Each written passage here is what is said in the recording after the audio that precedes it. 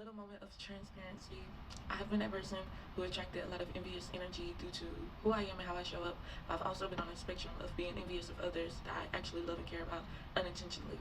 So like growing up, my sister always been a people person. Like she has this natural charismatic energy. And when we were like younger, I couldn't stand it because I felt like she would take my friends. She would take like anybody I like. She would easily attract them. And I'm like, dang, it made me feel envious.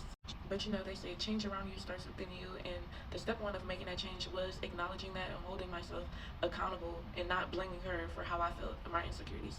That's why I feel like a lot of times people go wrong. They blame others a lot.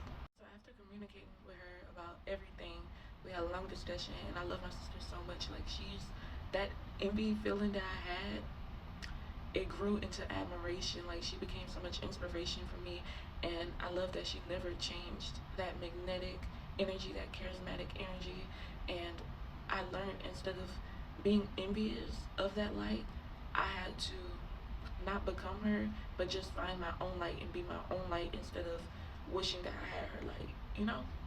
But the admiration that I had for her inspired me to do that, because I didn't like the feeling of, something inside me feeling insecure about someone that's so close to me. And I wanted to be able to feel confident around her. I didn't want to be like a buzzkill. And I feel like when you have that unintentional or intentional envious energy, it makes it hard for you to have those genuine connections, because how can you wholeheartedly and genuinely be happy for someone that radiates such vibrant light if you're wishing that you had that light? You can be your own light. We're all unique. We're all like we have this individuality within us. You just have to find your energy and your flow. And she told me how to do that. Like, shouldn't nobody have to dim their light or feel guilty about who they are to make you feel comfortable, and vice versa. You shouldn't have to do that for anyone either.